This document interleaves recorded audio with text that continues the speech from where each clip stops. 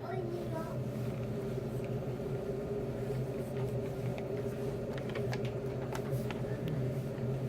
한 주간 동안 다들 잘 지내셨어요?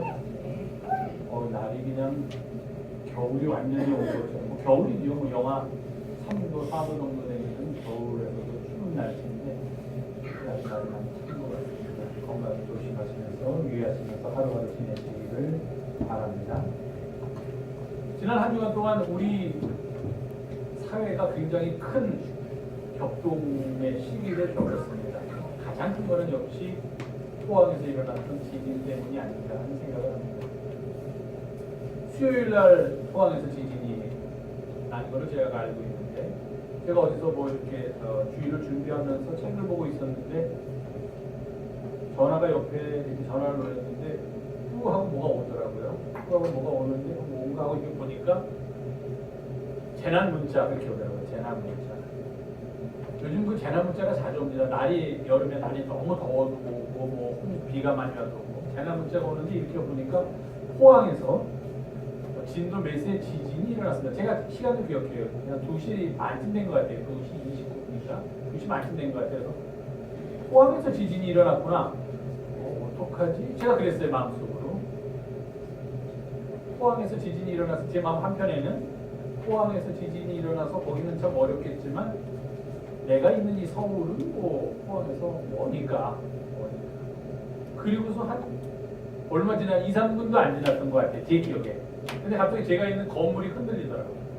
집이 막 흔들흔들하고 제가 앉아있는 책상하고 제가 앉아있는 의자가 이렇게 흔들흔들해요. 가끔 그 앞에서 이렇게 공사를 하면서 불차를 할 때는 이렇게 흔들거리는 걸 경험하게 되는데 그 시간에는 뭐 아무런 공사도 없고 아무 일도 없는데 집이 한 뭐 길지도 않았어요. 한 뭐 7초, 10초 그 정도도 안 되게 막 집이 벽이 흔들리면서 저도 흔들리더라고요. 웬일인지 하고 제가 생각을 했더니 나중에 뉴스를 보니까 서울에서도 그 지진의 기운을 느낀 사람들이 있었을 거다라고 뉴스가 나오는 것을 보고 내가 아까 느꼈던 것이 옆에서 굴착을 해가지고서 일어나는 그런 인위적인 흔들림이 아니라 지진에 의한 흔들림이었구나 그런 생각을 하고 또 그 다음 날로 수능이라는 우리나라에서 제일 큰 행사죠. 1년에 한 번씩 돌아오는 큰 행사인 수능이라는 큰 행사가 뭐 어떤 분은 여태까지 연기된 적이 없다고 그러는데 연기된 적이 한 번인가 있었다고 해요. 수능이라는 이름이 아니라 그 전에 뭐 학력고사 무슨 뭐 예비고사 뭐 해가지고 이름이 계속 있지 않았습니까? 대학을 가기 위해서 치르는 그때도 한 2번 정도는 사정이 있어서 연기된 적이 있다고 그러는데 근래 와서 이 수능이라는 게 연기된다는 것은 우리들이 보통 상상할 수 없는 일인데 이렇게 정부에서 행정부에서 결단을 내려서 이제 수능도 한 주간 연기돼서 다음 주 목요일 날 수능을 치르게 되고 뭐 이렇게 이제 상황이 많이 바뀌는 그런 일이 일어났고 계속해서 들려오는 뉴스로는 여진이 있어서 포항이 아직까지도 사람들이 정상적인 생활을 못하고 있다. 심지어 그 여진 때문에 주변의 다른 지역까지도 지진의 여파라고 할까요? 지진의 위협이 여기까지도 미치고 있다는 그런 얘기를 들었습니다. 아마 지난주 한 주 동안 우리한테 가장 큰 화두라고 한다면 역시 포항에서 일어났던 지진이 아닌가 하는 그런 생각을 해봅니다. 근데 저는 이제 목사니까 또 교육계와 관계된 일도 있었어요. 지난 주일날 아주 큰 사건이 교계에 있었습니다. 근데 교계에서 큰 사건이 있으면은 교계만 해야 되는데 이게 일반 뭐 지상파는 아니고 공중파는 아니지만 종편에서 보도를 하면서 그 보도의 내용이 조금 삐딱하게 보도했어요. 우리가 흔히 얘기하는 M교회라고 대한민국에서 제일 큰 교회입니다. 재적 교인이 10만 명이에요. 여러분 10만 명이 얼마나 많은 거 몰라요? 우리는 이 정도니까 돈 1,000원, 2,000원, 10,000원, 20,000원 가지고 벌벌 떠는 사람은 10억, 20억 우습게 합니다. 그게 얼마나 많은지 모르니까 그냥 말로 10억? 그 정도야. 뭐 누가 10억을 해먹 10억 해먹었지 뭐 왜? 10,000원, 20,000원은 큰 줄 아는데 10,000원, 20,000원에서 1,000원만 빠져도 큰 줄 아는데 10억은 얼마나 큰지 모르니까 해먹을 수 있다 생각하니까 우리는 뭐 교인이 10만이네. 큰 교회니까 교인이 10만 명 되겠지 않겠지만 교인이 10만 명이라는 건 상상도 할 수 없이 많다는 얘기예요. 재적이는. 여러분들 혹시 기회 되실 때 대학교 같은 데 한번 가보세요. 그럼 그 캠퍼스라는 대학교 안에 한 3만 명, 4만 명의 학생, 뭐 1학년, 2학년, 3학년, 4학년, 대학원생, 교수 다 합쳐가지고 한 3, 4만 10,000명만 있어도 엄청 큰 공동체입니다. 그 안에 식당 하나 가지고 있으면 그거는 가만히 앉아가지고서 식당이 저절로 굴러갈 정도로 아주 굉장히 큰 공동체인데 한 교회의 교인이 10만 명이라면 이건 물론 뭐 출석이 아니라 재정이니까 그렇지만 이제 그 교회에서 아버지 목사님이 아들 목사님한테 교회를 물려줬습니다. 지난 주일날 그 예식을 했어요. 그 전부터 아버지 목사님은 아주 유명한 목사님입니다. 안 물려주겠다 스위스 관심 없다. 아들 목사님이 다른 데 가서 그 교회에서 좀 이렇게 지교회를 세워서 다른 데 가서 목회를 잘하고 있으면서 그 아들 목사님도 또 그 아들 목사님이 목회하고 있는 교회 교인들도 우리 목사님은 아버지 목사님 교회로 가지 않고 그냥 우리 교회에 계신다고 그러셨으니까 계실 거야. 그 아들 목사님도 그렇게 말했어요. 나는 스위스 하고자 하는 마음이 없고 지금 내가 목회하고 있는 여기가 좋습니다. 그런데 뭐 어쨌든 무슨 일이 있었는지 모르지만 지난 주일날 아주 크게 그 예식을 했다고 하는데 그냥 그 교회에서 예식을 했으면 아는 사람만 알고 모르는 사람은 모르고 넘어갈 건데 그게 아까도 말씀드렸지만 지상파는 아니고 종편이라는 채널에서 좀 비판적인 시각을 갖고 있는 채널에서 그것을 얘기해 줬습니다. 사람들. 일반 사람들 그러지 않아도 교회에 대해서 괜히 비판하고 교회에 대해서 괜히 이상한 눈을 뜨고 쳐다보는 사람들한테는 글쎄 아주 좋은 기회가 되었는지는 모르겠지만 근데 거기서 보도를 하면서 이렇게 얘기를 하더라고요. 마치면서 앵커 브리핑이라고 그러나요? 뭐 그런 말 하는데 미국의 유명한 신학자가 했다는 말이라고 하면서 보도를 하는데 교회가 예수 그리스도에 의해서 갈릴리 지방에서 시작됐을 때는 복음이었는데 그 교회의 세력이 확장되면서 그리스라는 곳으로 들어가서는 그리스 철학의 영향을 받아서 철학이 됐고 교회 신학이라는 게 믿음이라는 게 철학이 됐고 거기까지 괜찮은데 그게 로마가 힘을 얻어가지고 로마가 전 세계를 지배하게 되니까 로마로 들어가면서 제도가 돼가지고 가톨릭 교회라는 그런 큰 힘을 가진 제도를 가진 교회가 됐고 그리고 그것이 복음이 점차 전파되면서 미국으로 들어와서는 교회가 기업이 됐고 미국으로 들어왔던 교회가 복음을 어디다 전해줬냐면 한국에 한 지금부터 130년, 40년 전에 전해졌는데 한국에 들어와서는 뭐가 됐게요? 예? 한국에 들어와서 뭐가 됐습니까? 대기업이 됐다. 미국에서는 기업이었는데 그냥 조그만 기업이었는데 한국에 들어와서는 대기업이 됐다. 재벌이 돼버렸다. 이렇게 얘기하는 걸 보고서 제가 목사로서 가슴이 아프고 교회의 참 모습이 어떤 모습이 되어야 하는가 혹은 큰 교회에서 있었던 그거는 둘째치고 이 땅에서 이 시대의 교회의 참 모습은 어떤 건가 하는 그런 생각을 잠깐 동안 해봤습니다. 근데 사실 잠깐이지만 저한테는 굉장히 큰 이슈였고 목사니까요 제가 큰 이슈였고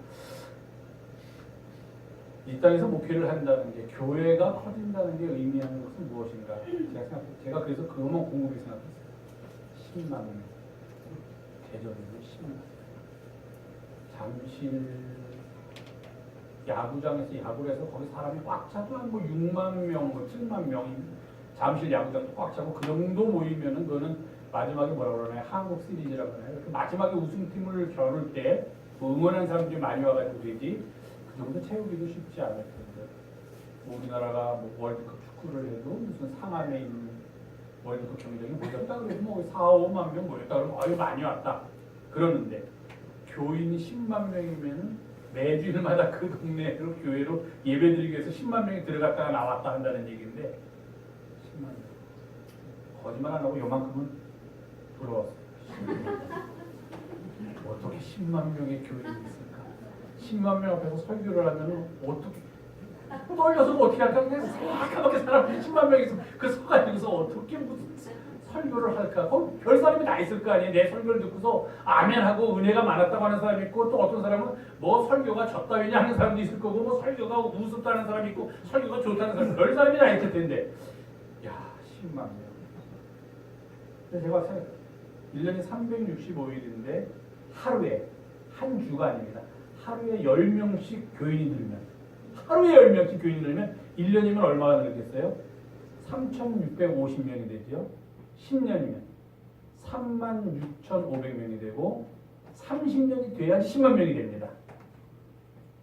매 주마다 10명이 드는 게 아니라 우리는 5년 돼도 한 명도 안 되지만 매 주마다 10명이 드는 게 아니라 매일마다 10명씩 세교인이 와요. 매일마다. 그래가지고 30년 동안 매일마다 세교인이 10명씩 오면 10만 명이 되는 거예요. 그런 10만 명이라는 게 엄청난 숫자예요. 다른 사람들은 뭐 교회에서 뭐 세습이 말이나 되냐, 그렇게 큰 교회에서 웬 세습이냐, 그런 얘기를 할 동안 저는 10만 명. 10만 명이 되려면 어떻게 해야 되나. 하루에 10명씩 늘리기는 좀 어렵죠. 그래서 제가 하루에 5명으로 줄였더니 60년 걸리더라고요. 이런 10만 명 만들려면 하루에 5명씩 오면 60년 걸립니다. 10만 명이 되기 위해서. 그러니까 10만 명이 됐다는 건 어마어마한 거예요. 그 교회에 어떤 능력이 있는지 모르지만 목회하시던 은퇴하신 목사님한테 어떤 카리스마가 있고 어떤 우리가 알지 못하는 영성교회 담임 목사는 결코 죽었다 해도 알 수 없는 어떤 놀라운 능력이 있는지 모르지만 엄청나긴 엄청난 거예요. 물론 모든 일이 세상 일이 엄청나다고 반드시 선하거나 좋은 것은 아니지만요. 그것도 또 가난한 자 목사의 몇 명일지 모르지만 조그만 교회 목사의 몇 명일지 모르지만 어쨌든 그런 일이 지난주에 한 번 있었습니다.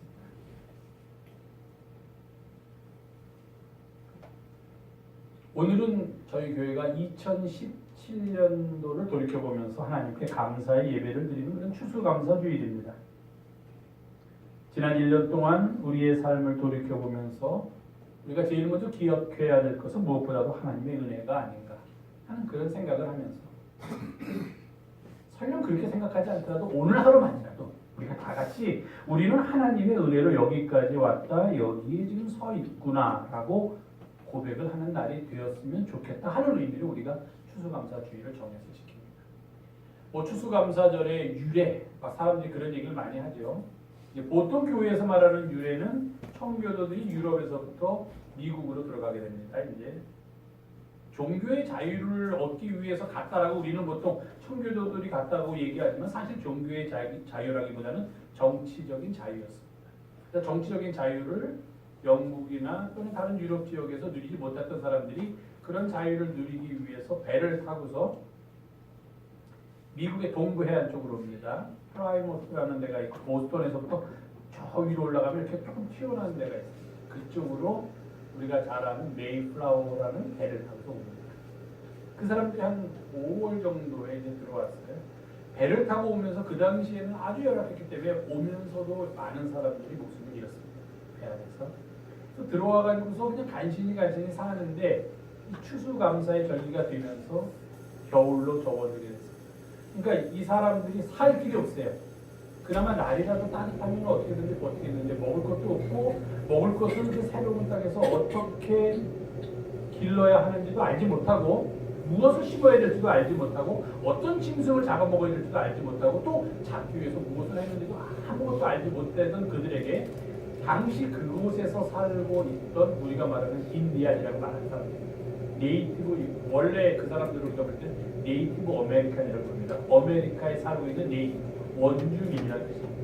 그 사람들이 인디안이 된 데는 컬럼버스라는 사람의 큰 잘못이 있습니다. 컬럼버스가 처음으로 미 대륙에 들어와서 미 대륙이 어딘 줄 알았냐면 인도인 줄 알았어요. 인도. 그래가지고 거기에 살고 있는 사람을 인도에 살고 있는 사람 그래가지고 인도 사람, 그래서 인디안이라고 이름을 붙여가지고 그 사람들이 갑자기 미 대륙에 살고 있는 사람들이 인도 사람이 되어버렸습니다. 그게 인디안이에요. 그러니까 이제 원래 정식 명칭은 인디안이 아니라 네이티브 아메리칸스. 아메리카 대륙에 원래부터 살고 있던 원주.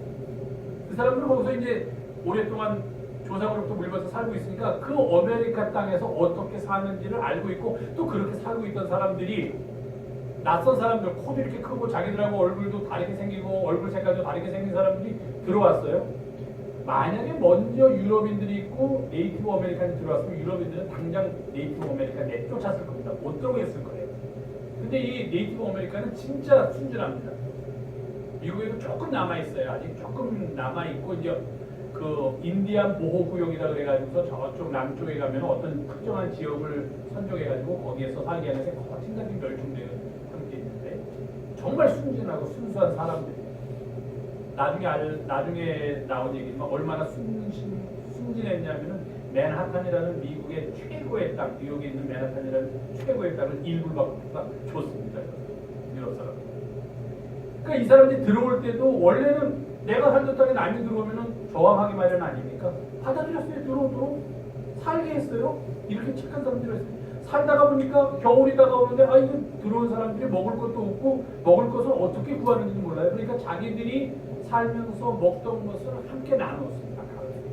그 먹던 게 뭐냐면은 옥수수, 그리고 감자, 그리고 칠면조였습니다. 이게 네이티브 아메리칸들이 먹던 거예요.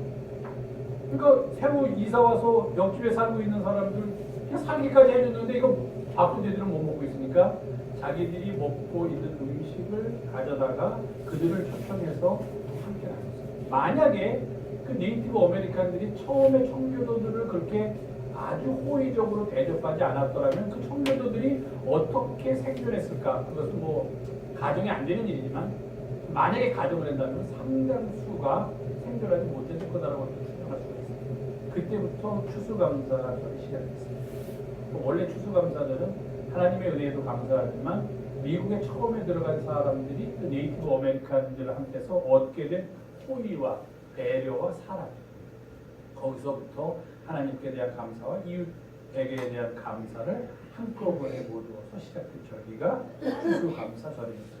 그래서 미국 같은 경우에는 11월 마지막 목요일을 추수감사인데 이번에는 11월 마지막 목요일이 30일이 돼서 아마 제가 알기에는 돌아오는 목요일날 23일인가요? 그 목요일 날을 추수감사절로 지키는 걸로 그렇게 알고 있습니다. 그렇게 미국 사람들은 11월 마지막 목요일 또는 넷째 목요일을 추수감사절로 지키고 또 한국 교회들도 이제 그것에 같이 선교사들이 들어와서 우리들한테 그렇게 알려줬기 때문에 저희도 그거에 맞춰서 11월 셋째 주일 그 마지막 목요일이 오기 전 주일을 추수감사주일을 지키고 있습니다. 물론 우리나라에도 이런 하늘에 감사드리는 절기가 다 있죠. 뭐 어릴 때 국사 시간에 배운 것 같은데요. 뭐 부여에서는 영고라는 게 있었고, 뭐 고구려에서는 동맹이라는 게 있고, 이게 다 제천 의식이라고 해가지고 하늘에 추수한 것들을 놓고 감사하는 겁니다. 그러니까 사람들이 살다 보면은 제일 중요한 게 감사인데 그 감사를 제대로 못하고 있다 하는 것을 또 사람들이 너무도 잘 알고 있는 것 같아요. 지난주에 제가 잠깐 말씀드렸지만 우리 교회가 지키는 큰 절기가 3개가 있습니다. 성탄절이 있고 부활절이 있고 추수감사절이 있습니다. 성탄절과 부활절은 교회령에 있는 거고 사실 추수감사절은 교회령에는 없는데 우리가 지키는 절기예요. 성탄절은 주님께서 이 땅에 오심을 기뻐하는 계절, 부활절은 주님께서 우리를 위해서 십자가에서 돌아가셨다가 부활하심을 기뻐하는 계절. 하나님께서 우리에게 베풀어 주신 날입니다. 그런데 추수감사절 하루만큼은 하나님이 주체로서 우리한테 베풀어 주시는 것보다는 그것이 전제되기는 하지만 우리가 먼저 자발적으로 하나님의 은혜를 기억하고 감사하는 날, 그것이 바로 추수감사절입니다. 다른 말로 하면은 다른 두 날은 하나님이 우리를 위해서 무엇인가를 해주신 날이라면 오늘은 우리가 하나님께 뭔가를 해드려야 되는 날, 해드리는 날. 굳이 하나님이 그것이 필요해서가 아니라 받기만 하면은 너무 뻔뻔하니까 우리도 하나님께 뭔가를 해드려야 되지 않겠습니까? 그래서 우리가 평소에 못 해드리던 거 하루만이라도 우리가 기억하고 잊지 말고 지나가자 해서 지키는 절기가 추수감사.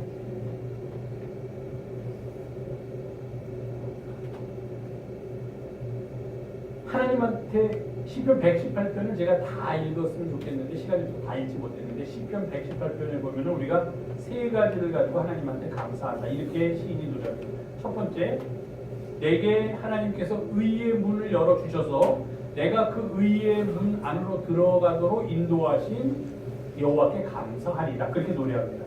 무슨 말입니까? 여호와께서 우리를 향해 의의 문을 열어주시고 우리가 그 문으로 들어갈 수 있도록 하심을 감사한다. 의의 문은 우리가 이 땅에서 어떻게 사는 것이 사람답게 사는 것인지 우리가 이 땅에서 어떻게 사는 것이 하나님을 기쁘게 하며 사는 것인지를 깨우치는 사람들이 들어가는 문입니다. 그러니까 그 문으로 들어가지 못하면 그 문이 우리에게 열려지지 않으면 그저 우리는 이 세상에 살면서 하나님이 어디 계시냐 하나님은 안 계시다라고 사는 사람과 다를 바가 없고 그렇기 때문에 사람답게 살지 못하고 그저 겉모양은 사람이지만 제대로 사람다운 구실을 하지 못하면서 살아가는 사람이 될 수밖에 없는데, 하나님께서 우리들을 위해서 의의 문을 열어주셨다. 하늘 문을 열어주셨다. 하늘 길을 걸을 수 있는 그 문을 열어주셔서 그 문으로 들어간 사람들은 이 땅을 살면서는 사람답게 사람 구실하면서 살게 되고, 또 그 문 안에 들어간 사람들은 그 문을 열어주신 하나님께 감사하면서 살게 되니까 그것을 내가 하나님께 감사하니까, 이렇게 시편 118편 기자가 노래합니다. 두 번째로 이 시인은 뭐라고 하나님께 감사하느냐? 주께서 내게 응답하시고 나의 구원이 되셨으니 내가 주께 감사합니다. 이렇게 시편 118편에서 노래합니다. 우리들에게 의의 문을 열어줘서 우리로 하여금 하늘 길을 걷게 하시고 하늘 뜻을 실현하면서 살게 하시고 사람답게 살도록 하신 하나님께 감사하고, 그리고 이제 내 개인의 삶으로 돌아와서 주께서 내게 응답하시고 내 기도에 귀를 기울이시고 늘 나와 함께 하시고 나의 구원이 되셨으니 내가 그것을 감사합니다. 이렇게 감사합니다. 세 번째로는 오늘 본문에 나옵니다. 주는 나의 하나님이시라 내가 주께 감사합니다. 우리가 하나님께 감사하는 이유 중에는 주님이 나의 하나님이기 때문입니다. 하나님은 말씀드렸죠. 일반 명사입니다. 어떤 사람은 돈을 하나님으로 삼고 살아갑니다. 어떤 사람은 권력을 하나님으로 생각하면서 살아갑니다. 사람들마다 가지고 있는 하나님이 다 다를 수가 있습니다. 그런데 우리는 여호와를 우리의 하나님으로 삼고 살아간다는 겁니다. 만물을 지으시고 우리를 죄로부터 구원해 주시고 우리로 하여금 하늘길을 걷게 해주신 그분을 우리의 하나님으로 삼고 살아가게 되었으니 이것이 얼마나 감사한 일인가 하면서 이 시인은 주님께서 나의 하나님이 되심을 내가 주께 감사합니다. 그렇게 얘기합니다.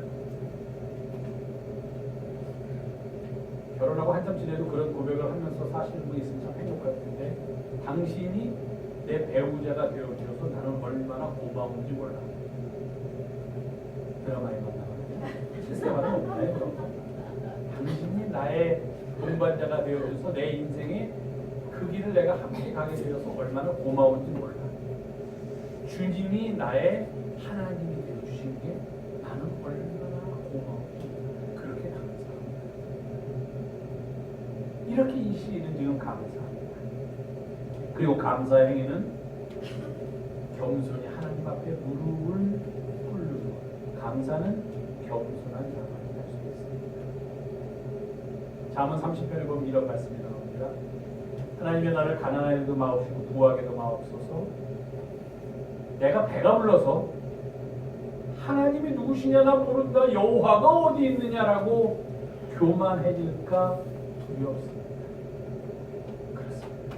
배가 부르게 되면은 하나님이 안 보입니다. 필요가 없다고 느낍니다. 많은 것을 갖게 되면은 하나님의 존재가 내 시야에 내 삶 속에 들어오지 않습니다.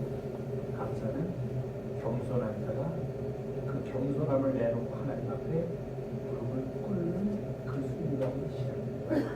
나의 나됨은 다 주님의 은혜입니다라고 고백하는 순간이 우리의 감사의 시작입니다. 그리고 마지막으로 감사에 대해서 한 말씀만 더 드리면, 감사는 말이 아니라 행함입니다.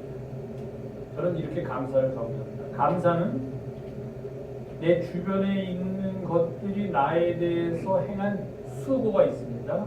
그 수고에 대해서 내가 또 다른 수고를 하는 것, 내가 또 다른 희생을 하는 것, 그것이 감사입니다. 감사를 하려면 내 것 중에 한 부분이 떨어져 나가야만 됩니다. 내 것을 그대로 가지고 있는 채로 감사하는 것은 진정한 의미의 감사합니다. 왜냐하면 감사는 수고이고 감사는 헌신, 희생이기 때문에 하나님께서 우리에게 베풀어 주신 거, 하나님이 뭘 해주셨냐 말하면 할 말 없지만 하나님이 수고하셨습니다. 그럼 우리가 기도합니다. 우리를 위하여 놀랍고 기이한 일을 행하셨습니다. 하나님께서 수고하셨어요. 그 수고를 받아서 내가 이 모습으로 있게 되었으니 이제는 거꾸로 내가 하나님께 수고한 것, 하나님께 희생하는 것, 그것이 바로 감사라는 겁니다. 그리고 감사는 데살로니가서에서 말합니다. 제일 중요한 것은 감사는 추수감사절에 하는 게 감사다가 아니라 범사에 감사하다. 범사에 그가 우리를 위하여 베풀으신 놀랍고 기이한 일을 기억하라. 그러면 감사하지 않을 수가 없고, 그것을 기억하는 사람은 또 다른 감사의 행위로서 또 다른 수고를 안 할 수가 없다는 그런 말씀입니다. 부디 바라기는 우리의 기도가, 우리의 믿음의 고백이 주님, 내가 주님께 감사합니다. 나로 하여금 주님께서 의의 문으로 들어가서 하늘 길을 걷게 하시니 내가 주님께 감사합니다.